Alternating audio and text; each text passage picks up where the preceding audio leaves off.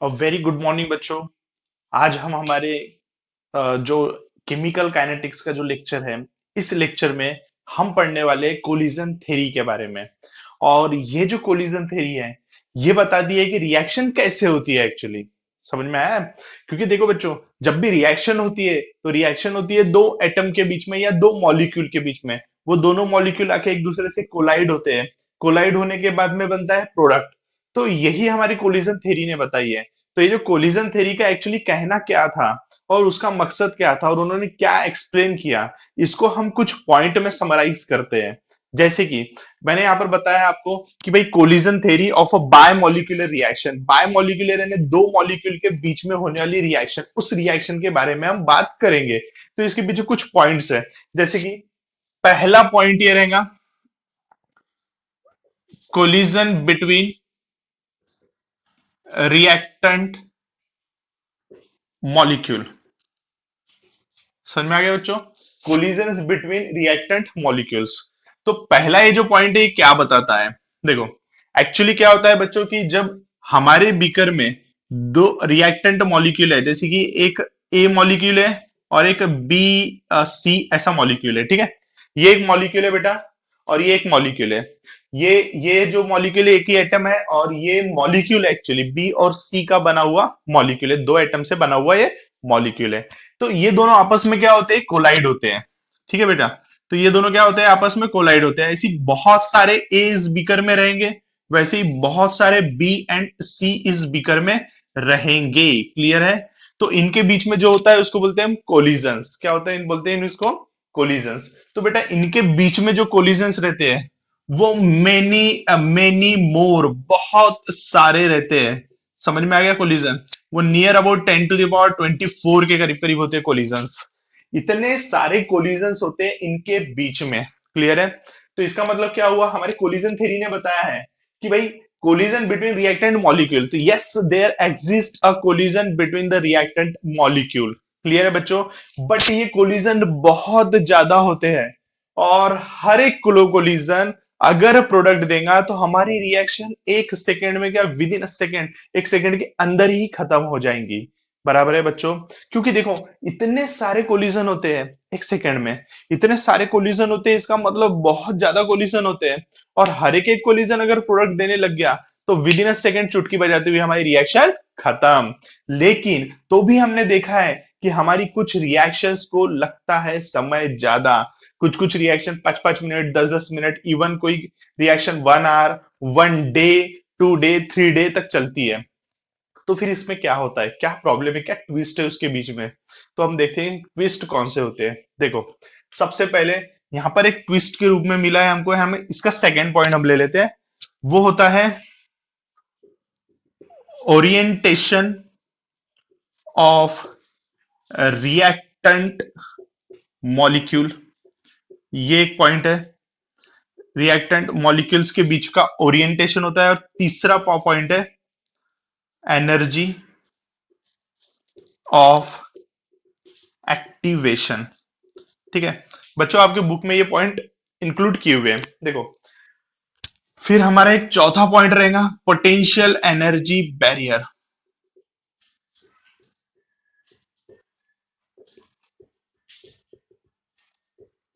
ठीक है, तो चलो बच्चों, ये पॉइंट मैं तो समझा देता हूं आपको कि orientation of reactant molecule actually बताता क्या है। तो चलो इस पॉइंट को हम समझेंगे ये साइड में। ठीक है, ओरिएंटेशन ऑफ रिएक्टेंट मॉलिक्यूल। अब जैसे कि मैंने मुद्दा क्या उठाया है कि हमारे पास एक सेकंड में होती है बहुत सारे collisions, 10 to the power 24 collision. They are too too too much actually. इतने सारे कोलिजन, हर कोलिजन अगर प्रोडक्ट देगा तो हमारी रिएक्शन हो जाती है एक सेकंड में खत्म। लेकिन जैसे हमने सुना है कि हमारी रिएक्शन को मोर देन 1 सेकंड लगता है, इवन मिनट्स लगता है, आवर्स लगते हैं। तो इसका मतलब हर एक कोलिजन प्रोडक्ट दे रही है क्या? नहीं दे रहे हैं। तो वहां पर समथिंग, कुछ तो ट्विस्ट होना चाहिए। तो ट्विस्ट का एग्जांपल हम यहाँ पर देखते हैं। जैसे कि अगर रिएक्शन होती है ए प्लस बी और सी के बीच में और बनता है ए बी प्लस सी। समझ लो एग्जाम्पल मैंने ले लिया कि इस रिएक्शन का, यहां पर क्या हो रहा है बच्चों? ए और बी सी के बीच में रिएक्शन हो रहा है, प्रोडक्ट बन रहा है ए और बी और सी एक अलग हो रहा है। इसका मतलब बच्चों यहां पर होता क्या है कि अगर ए वाला मॉलिक्यूल है और ये एक बी सी वाला मॉलिक्यूल है, अगर ये ऐसा कोलाइड होता है, अगर ये इस टाइप से कोलाइड होता है तो दिस कोलिजन इज फ्रूटफुल, क्योंकि there is a formation of bond between A and B. Actually देखो यहाँ पर ए और बी के बीच में बॉन्ड बन रहा है बच्चों, तो इसका मतलब ए बी के साइड से टकराना चाहिए, बी सी ए जो मॉलिक्यूल है ये बी के साइड से ए से टकराना चाहिए, जब हमारा कोलिजन कैसा रहेगा, फ्रूटफुल रहेगा। अंडरस्टूड।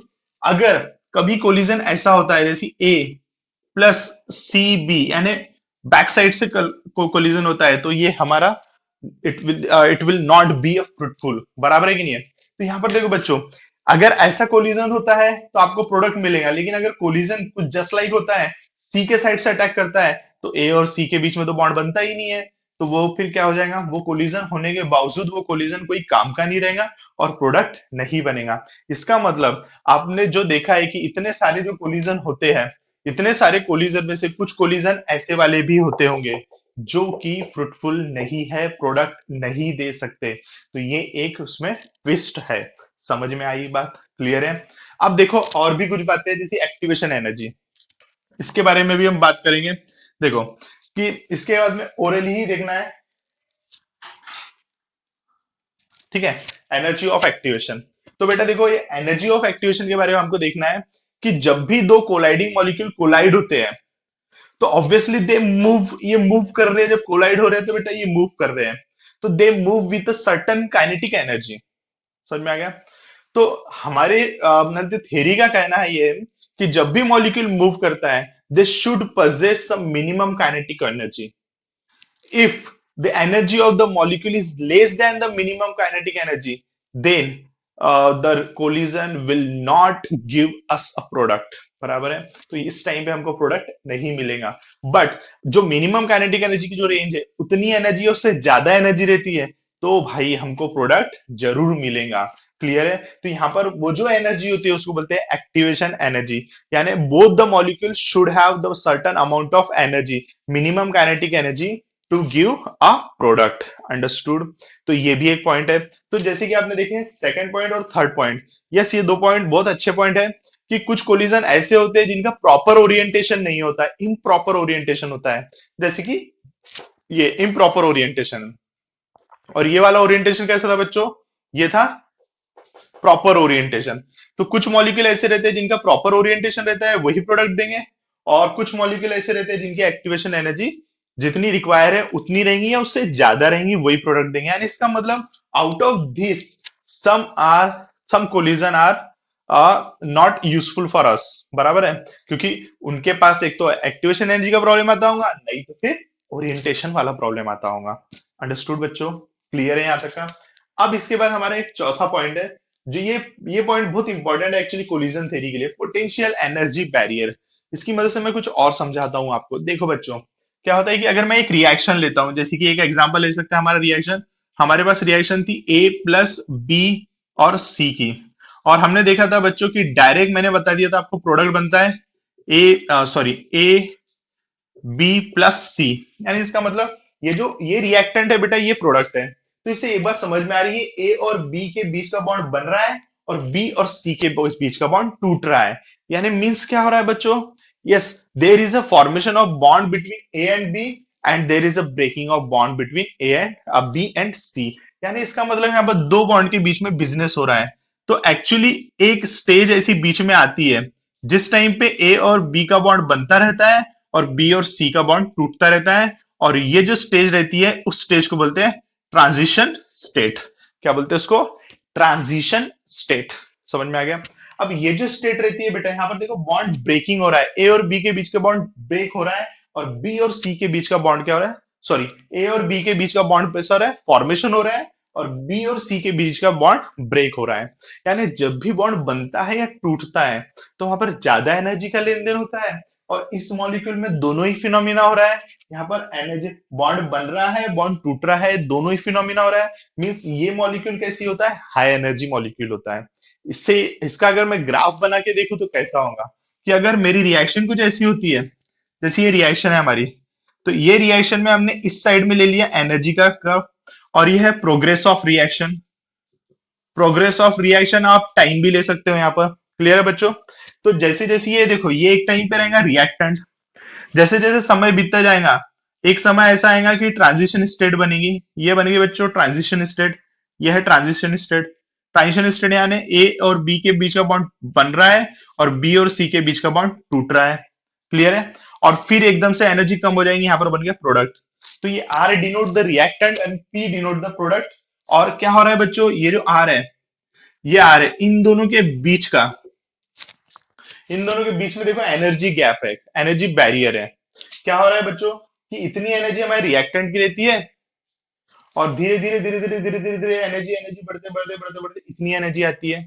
तो इतनी एनर्जी हमको किसके लिए रिक्वायर रहती है बच्चों? ये रहती है ट्रांजिशन स्टेट के लिए। तो ये एक बैरियर आ जाता है एनर्जी का। ये एनर्जी बैरियर क्लाइम करना पड़ता हर रिएक्शन को होने के लिए। यानी अगर रिएक्शन के मॉलिक्यूल के पास कम एनर्जी है तो उनको कैसे भी करके ये एनर्जी बैरियर क्रॉस करना ही है। देन आफ्टर हमको प्रोडक्ट मिलेगा। तो ये एक एनर्जी बैरियर भी होता है, पोटेंशियल एनर्जी का बैरियर भी होता है। अगर ये पोटेंशियल एनर्जी का बैरियर ज्यादा बड़ा रहेगा तो उतने कम कोलिजन प्रोडक्ट देंगे। अगर ये पोटेंशियल एनर्जी का बैरियर छोटा रहेगा तो उतने ज्यादा मॉलिक्यूल क्या करेंगे बेटा, प्रोडक्ट देंगे। तो देखो बेटा यहां पर क्या होता है, एक एक्टिवेशन एनर्जी होती है। ये जो वर्ड होता है यहां से यहाँ का ये जो डिस्टेंस होता है, ये डिस्टेंस को क्या बोला जाता है बेटा, एक्टिवेशन एनर्जी, ईए बोला जाता है, एक्टिवेशन एनर्जी। अब इसका मतलब ये नहीं है कि ये जो हर मॉलिक्यूल यहाँ पर कोलाइड हो रहे हैं, ए और इन दोनों कोलाइड हो रहे हैं, इन दोनों कोलाइड हो रहे हैं, ये कोलाइड होंगे, जैसे भी कोलाइड हो रहे हैं इन सबके पास में एक्टिवेशन एनर्जी होगी, ऐसी बात नहीं है। कुछ मॉलिक्यूल ऐसे होते हैं, कुछ कोलिजन ऐसे होते हैं वो एक्टिवेशन एनर्जी अचीव कर लेते हैं। कुछ ऐसे होते हैं जो एक्टिवेशन एनर्जी अचीव नहीं कर पाते हैं। तो fraction of molecule which possess the minimum or required amount of activation energy, yeah, you can say they can achieve the required amount of activation energy to form product are given by the equation। देखो f ये fraction of molecule है, e to the power minus E upon R T, ये formula है बच्चों। Minus ये activation energy, are बोले तो होता है गैस कांस्टेंट, टी बोले तो टेम्परेचर, टेम्परेचर के ऊपर डिपेंडेंसी होती है, टेम्परेचर ज्यादा रहेगा तो एक्टिवेशन एनर्जी जल्दी अचीव हो जाएंगी एंड सो ऑन। तो this F belongs to the fraction of molecule, fraction of molecule which possess or which can achieve the minimum amount of activation energy which is required for the reaction to do। Clear है बच्चों, दिमाग में आ गया? तो ये रही भाई collision theory की। तो इस कोलिजन थ्योरी में हमने बहुत सारी बातें देखी है, छोटी मोटी, और कुछ पॉइंट्स का भी डिस्कशन किया है। मैं एक बार फिर से यहाँ पर हल्का सा पॉइंट आउट कर देता हूँ इसको। देखो collision between the reactant molecules, यानी इसका कहना है कि हमेशा जब भी कोलिजन थ्योरी का बोलना ये है कि जब भी रिएक्टेंट मॉलिक्यूल जो रहते हैं वो कोलाइड होते हैं देन आफ्टर ही हमको प्रोडक्ट मिलता है। ये पहला पॉइंट हो गया। दूसरा, there should be a proper orientation between the reactant molecule to give product. And third one is the activation energy, energy of activation. इसका मतलब मैंने क्या बताया था कि जब भी दो मॉलिक्यूल मूव होते हैं, कोलाइड होते हैं, they possess a minimum kinetic energy, minimum amount of kinetic energy. तो for to do for formation of the product every molecule should possess a minimum amount of kinetic energy। if the energy is less than that kinetic energy तो वो collision हमको product नहीं देगा। एक और point है potential energy barrier, जो मैंने जस्ट अभी समझाया। तो इतने सब पॉइंट के अलावा भी एक पॉइंट होता है बच्चों, कभी कभी कैसा होता है कुछ कोलिजन सेम सेम मॉलिक्यूल के बीच में हो जाते हैं। जैसे ए के साथ ही कोलाइड होगा। अब बीकर में तो बहुत सारे मॉलिक्यूल है, ए के साथ भी कोलाइड हो सकता है। अगर ए के साथ कोलाइड होगा तो प्रोडक्ट नहीं बनेगा। बीसी मॉलिक्यूल बीसी के साथ कोलाइड होगा तो प्रोडक्ट नहीं बनेगा। तो याद रखना एक और बात कि भाई आपको सेम सेम कोलिजन नहीं देते प्रोडक्ट। तो देखो बहुत सारे पॉइंट हो गए, बहुत सारे इश्यूज बने। यही कारण है कि भाई इतने सारे कोलिजन होने के बावजूद हमारी रिएक्शन को कुछ समय लगता है। समझ में आ गया? तो ये था पूरा concept about collision theory. Understood बच्चों? अब इसके बाद हम इस लेसन में देखेंगे अरेनियस इक्वेशन, टेम्परेचर डिपेंडेंसी। हमारी जो रिएक्शन होती है वो टेम्परेचर के ऊपर डिपेंड होती है, ये आप भी अच्छे से जानते हो।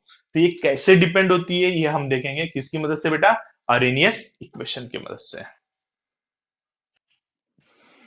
हाँ बच्चों, तो अब हमारा जो टॉपिक है वो है अरेनियस इक्वेशन। अरेनियस इक्वेशन ये बताता है temperature dependence of a rate of reaction, यानी रिएक्शन की जो स्पीड होती है वो टेम्परेचर के ऊपर डिपेंड कैसे होती है। देखो बच्चों, हमने एक बात बताया था कि रिएक्शन है रेट। रेट से एक वर्ड मिला था हमको, रेट कांस्टेंट। ठीक है, रेट कांस्टेंट के बारे में हमने डिस्कस किया था। इसका मतलब किसी भी रिएक्शन का रेट कांस्टेंट के की वैल्यू अगर ज्यादा है, इसका मतलब क्या होता है बच्चों की भाई हमारी रिएक्शन हो रही है फास्ट। क्लियर है कि नहीं है? तो देखो यहाँ पर, अभी इसके पहले थोड़ी देर पहले मैंने आपको कुछ बात बताया था एफ के बारे में, e to the power minus E A upon R T, कुछ ऐसी बात हमने किया था। क्लियर है ना? तो यहाँ पर ये बात बताया था मैंने कि एफ होता क्या है। एफ होता है fraction of molecule which possess the this much amount of kinetic sorry activation energy। तो ये फ्रैक्शन ऑफ कोलिजन्स जिनके पास में इतनी एनर्जी रहती है। क्लियर है? अब देखो, तो ये हो गया एफ एक फैक्टर हो गया। तो इसका मतलब क्या हो गया कि अगर अरेनीस इक्वेशन, वैसे तो आपको डायरेक्ट लिखना है लेकिन मैं थोड़ा आइडिया देता हूँ आया कहां से वो। ठीक है बच्चों, तो देखो rate of reaction is directly proportional to the minus E upon R T. इसकी वैल्यू जितनी ज्यादा रहेंगी उतनी ज्यादा अच्छे कोलिजन होंगे, फ्रूटफुल कोलिजन होंगे। ये जितना ज्यादा रहेगा उतना ज्यादा फ्रूटफुल कोलिजन होंगे, और जितने ज्यादा फ्रूटफुल कोलिजन होंगे भाई उतना ज्यादा हमारा प्रोडक्ट बनेगा, उतनी ज्यादा रिएक्शन की स्पीड रहेंगी और उतनी ज्यादा वैल्यू रहेंगी के की। क्लियर है बच्चों? तो K is directly proportional to this one. तो अगर मैं कांस्टेंट हटाता हूं तो K is equal to A E to the power R T. तो ए यहां पर अपन क्या ले लेते हैं, अरेनियस कांस्टेंट ले लेते हैं। तो इसको क्या बोला जाता है, इसका बोला जाता है प्री एक्सपोनेंशियल फैक्टर।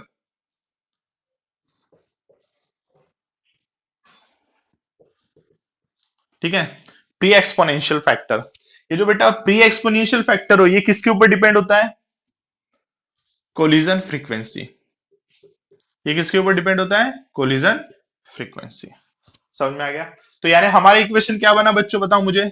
हमारे पास इक्वेशन बन गया K equals to A upon R T. This equation is belongs to the Arrhenius equation. इस इक्वेशन को हम बोलते हैं बच्चों अरेनियस इक्वेशन। क्लियर है? तो ये अरेनियस इक्वेशन है। वैसे तो आपको कभी भी आएगा डायरेक्ट लिखना है, आपको इतना एक्सप्लेन करने की कोई जरूरत नहीं है। ये डायरेक्ट आएगा, ये भी डायरेक्ट ही लिखना है तुमको। ठीक है बच्चों, तो ये अरेनियस इक्वेशन हो गया। ये अरेनियस इक्वेशन में ए को बोला जाता है प्री एक्सपोनेंशियल फैक्टर, और ये क्या दिखाता है? कोलिजन फ्रीक्वेंसी के बारे में बताता है ये। याद रखना, अगर फर्स्ट ऑर्डर रिएक्शन है आपकी तो ए का यूनिट और के का यूनिट सेम होता है। ठीक है, चलो यहां तक आ गया। अब इसको अगर मैं और थोड़ा एलोबरेट करता हूं, इसका ग्राफ बनाने की कोशिश अगर हम करते हैं, इसका ग्राफिकल रिप्रेजेंटेशन देखते हैं। क्योंकि भाई देखो यहाँ पर ये आता है, एक्टिवेशन एनर्जी हम यहाँ से निकाल सकते हैं इस इक्वेशन की मदद से। अगर एक्टिवेशन एनर्जी निकालना है तो एक्टिवेशन एनर्जी के लिए हम ग्राफ बना सकते हैं। ग्राफिकली हम यहाँ पर इसकी मदद से ग्राफिकली हम एक्टिवेशन एनर्जी कैलकुलेट कर सकते हैं। क्लियर है बच्चों? तो इसकी ग्राफिकली हम एक्टिवेशन एनर्जी अब हम कैलकुलेट करेंगे। देखो बच्चों कैसा होता है एक्टिवेशन एनर्जी के लिए। क्या होगा यहां पर? होगा लॉग ऑफ के equals to natural log. Actually मैं यहीं पे लिख देता हूं, अगर अप्लाइंग लॉग, क्या होगा? Applying logarithms. अगर अप्लाइंग लॉगरिथम्स क्या बनेगा बेटा? लॉग ऑफ के equals to log of A plus minus A upon R T. ठीक है, लेकिन ये हो गया नेचुरल लॉग। इसको लॉग टू द बेस 10 बनाना है तो क्या करना पड़ता है? लॉग टू द बेस 10 बनाने के लिए 2.303 से मल्टीप्लाई करना पड़ता है। तो कैसा बनेगा बच्चों ये?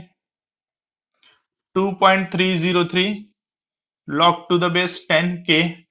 हम लॉग टू द बेस 10 को हमेशा एलओजी लिखा जाता है, और नेचुरल लॉग को हम लिखते हैं एलएन। ठीक है, फिर नोटेशन याद रखना। ठीक है, इक्वल्स टू क्या होगा? 2.303 एल ओ जी ए माइनस ई ए अपॉन आर टी।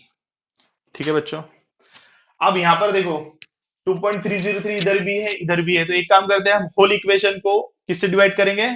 2.303 से आप डिवाइड कर दीजिए। क्या बनेगा फिर?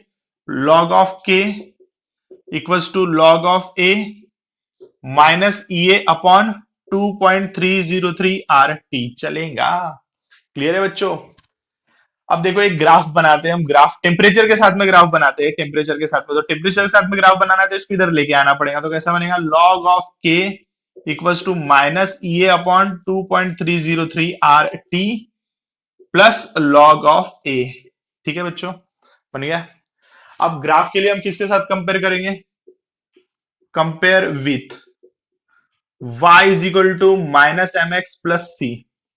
ठीक है, तो भाई यहां पर ये बन गया y वाली टर्म हो गई ये y, और ये तो आप जानते हो ये c हो गया, और x देखो x की जगह हम लेते हैं, किसको लेते हैं हम x की जगह, t को, 1/t ये हो गया, तो माइनस m की जगह ये पूरा वाली टर्म आ गई। स्लोप माइनस है तो क्या होगा, डाउनवर्ड, प्लेन लैंड कर रहा है। ठीक है, तो वैसा इक्वेशन बनेगा। तो इसका ग्राफ कैसा बनता है बच्चों, यहां हम ग्राफ बनाते हैं। ठीक है, ग्राफ, तो ग्राफ कैसा रहेगा, दिख रहा है आपको इतना पूरा क्लियर है। हाँ, तो बेटा देखो इसका ग्राफ कैसा रहने वाला है, उस ग्राफ को देखो, उस ग्राफ के अकॉर्डिंग। ठीक है, क्या हो रहा है, लॉग ऑफ के, वाई एक्सिस पे लेना है हमको, लॉग ऑफ के। ठीक है, और 1/t टेम्परेचर के साथ में, तो क्या बनेगा बेटा, माइनस में नीचे के साइड में आ रहा है, और इंटरसेप्ट इसको बोलते हैं लॉग ऑफ ए। स्लोप किसके बराबर रहेगा, slope is equal to minus A upon 2.303 R, ये हो गया स्लोप। तो आपको ग्राफ बनाना पड़ेगा पहले लॉग के और 1/t, यानी हमको हमको करना क्या है भाई, एक्टिवेशन एनर्जी निकालना है। तो ग्राफ बनाकर मैंने क्या बोला था, हम इस इक्वेशन का यूज कर रहे हैं। क्यों यूज कर रहे हैं, ग्राफिकली डिटर्मिनेशन ऑफ, यानी हम ग्राफ की मदद से हम डिटरमाइन कर रहे हैं एक्टिवेशन एनर्जी। तो कैसे करेंगे हम, मैंने देखो इसका लॉग लगा के मैंने इक्वेशन बना दिया और ये ग्राफ बना दिया। तो इसका मतलब क्या करना है, आपको एक रिएक्शन करना है, उस रिएक्शन को आप अलग अलग टेम्परेचर पे परफॉर्म करो। जैसे आप रिएक्शन कर रहे हो ए और बी और सी के बीच में, ए एंड बी सी के बीच में आप रिएक्शन कर रहे हो, और इस रिएक्शन को आप करो पहले 20 डिग्री सेल्सियस पे, 25 डिग्री सेल्सियस पे, 30 डिग्री सेल्सियस पे, 35 पे, 40, 45 पे, अलग अलग टेम्परेचर पे आपने रिएक्शन करे, और हर एक टेम्परेचर के लिए आप के की वैल्यू निकाल के रखो। यानी आपने 20 पे किया तो जब के की वैल्यू अलग रहेंगी, 25 पे करोगे तो के की वैल्यू अलग रहेगी, 30 पे करूंगी तो के की वैल्यू अलग रहेगी, हर एक टेम्परेचर के लिए आपने के की वैल्यू निकाल के रखा है। तो लॉग ऑफ के निकालो और 1/t लो, आप इसके बीच का ग्राफ बनाओ, you will get such a line, और इस लाइन का स्लोप निकालना, स्लोप निकालना आता है आपको, ऐसा ऐसा बराबर है, ऐसा ऐसा स्लोप निकालते हो ना, तो स्लोप निकालो, तो स्लोप जो रहेगा वो इक्वल्स टू रहेगा ये अपॉन 2.3 आरटी से। तो slope equals to this one, slope की वैल्यू रखो, फिर यहां से ये निकालो 2.303 और आर लेके चले जाओ, you will get the value of E. तो ये हो गया आरएनएस इक्वेशन का यूज, और इस इक्वेशन की मदद से बच्चों हमने निकाले किसकी वैल्यू, हमने निकाले हैं एक्टिवेशन एनर्जी की वैल्यू। यानी we can calculate easily with the help of Arrhenius equation that, कि भाई हमारी कोई रिएक्शन हो रही है तो उसकी एक्टिवेशन एनर्जी कितनी होंगी हम निकाल सकते हो। आर की वैल्यू अगर आप रख रहे हो 8.314, आर की वैल्यू अगर आप रख रहे हो 8.314, तो एक्टिवेशन एनर्जी की आंसर आएगा जूल में। क्लियर है बच्चों, दिमाग में रखना है सब बातें, क्लियर है। तो बच्चों अब हम पढ़ेंगे डिटर्मिनेशन ऑफ एक्टिवेशन एनर्जी, लेकिन इसके पहले हमने देखा था ग्राफिकली और विदाउट ग्राफ, बगैर ग्राफ के हमको निकालना है। तो बच्चों यहां पर करेंगे कैसे, देखो जैसे कि मैंने बताया आपको, मेरी हेडिंग है डिटर्मिनेशन ऑफ एक्टिवेशन एनर्जी। ठीक है, डिटर्मिनेशन ऑफ एक्टिवेशन एनर्जी, यानी ग्राफिकली नहीं करना है, विदाउट ग्राफ करना है। करेंगे कैसे, देखो हमारे पास हमारा इक्वेशन क्या था, बताइए भाई हमारा इक्वेशन क्या था, we have we have log of k equals to log of a minus A upon 2.303 R T. तो एक काम करते हैं हम, ये टू डिफरेंट टेम्परेचर पे बना लेते हैं। तो डिटर्मिनेशन ऑफ एक्टिवेशन एनर्जी, और you can say Arrhenius equation for two different temperature, let T1 and T2, दो टेम्परेचर हम ले लेते हैं T1 और T2, ये T1 T2 टेम्परेचर पे हम करेंगे काम। ठीक है बच्चों, तो हमारे पास ये इक्वेशन है, अगर मैं एक टेम्परेचर के लिए तो ये वही स्पीड अलग रहेंगी, ये दोनों चेंज रहेगा। ठीक है, रिएक्शन सेम है तो एक्टिवेशन एनर्जी सेम रहेगी, ये तो कांस्टेंट ही आता है, और आर भी कांस्टेंट है। ठीक है, और वैसे सिमिलरली टेम्परेचर T2 के लिए log K2 is equal to क्या होगा, log A माइनस ये अपॉन 2.303 RT2। अब हम करते हैं, एक काम करते हैं, let log of K2 minus log of K1 क्या होगा बच्चों, log of K2 minus log of K1 यानी दिस माइनस दिस कर रहे हैं, तो ये एरिया माइनस ये एरिया होगा, दिस माइनस दिस होगा, तो फिर मेरे हिसाब से कुछ ऐसा होने वाला है, माइनस ये अपन ये दिस माइनस दिस तो जीरो हो जाएगा, समझता है तुमको, 2.303 RT2 minus minus A upon 2.303 RT1। Clear है, ठीक है, तो this minus minus get plus, clear है, तो क्या होगा, log of K2 upon K1 equals to minus ये अपॉन 2.303 RT2 प्लस ये अपॉन 2.303 RT1। अब हम एक काम और कर सकते हैं बच्चों, इसको फ्रंट में लेके आओ, इसको बैक साइड में लेके जाओ, तो हमारा इक्वेशन ऐसा बन जाएगा, log of K2 minus K1 equals to, मैं इसमें से कॉमन भी निकाल लूंगा, दोनों एक्सचेंज तो करने के साथ में कॉमन भी निकाल लेते हैं हम, तो अगर कॉमन निकालूंगा तो ये अपॉन 2.303 आर कॉमन निकलेगा, तो ऐसा बनेगा ये अपॉन 2.303 आर ब्रैकेट में रहेगा 1/T1 माइनस 1/T2। क्लियर है बच्चों, समझ में आया, तो इसका मतलब हमारा सॉल्यूशन कैसा होना चाहिए, ऐसा बनेगा कुछ equation, log of K2 upon K1 equals to ये upon 2.303 R T2 minus T1 upon T1 into T2।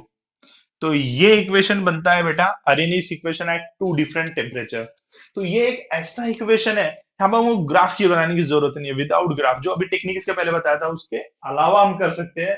तो यहाँ पर हम K1 K2 वही दो टेम्परेचर है बने, दोनों के लिए अलग अलग K की वैल्यू निकालने पहले ही आपको बताया था, तो यहाँ पर देखो अलग अलग हमने K की वैल्यू निकाला है, वही देख लो आप K की वैल्यू अलग अलग है, और टेम्परेचर रखो, और ये आपको निकालना है आर गैस कांस्टेंट, आप रख सकते हो, बहुत बढ़िया फॉर्मूला है, ये फॉर्मूले की मदद से आप डायरेक्ट एक्टिवेशन एनर्जी निकाल सकते हैं, आपको ग्राफ बनाने की जरूरत है क्या, नहीं।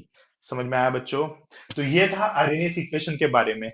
तो देखो बच्चों, अभी हमने दो टॉपिक पढ़े हैं पूरे अच्छे से, दो टॉपिक में से हमने पहला टॉपिक जो पढ़ा था वो था कोलिजन थ्योरी के बारे में, मैंने आपको कोलिजन थ्योरी क्या बोलती है, उसके कंसेप्ट क्या है, किस बात का इश्यू बना था, 10 टू द पावर 24 कोलिजन होते हैं, बट हर एक कोलिजन प्रोडक्ट नहीं देता है, क्यों नहीं देता है, उसके पीछे हमने रीजन पढ़ा था।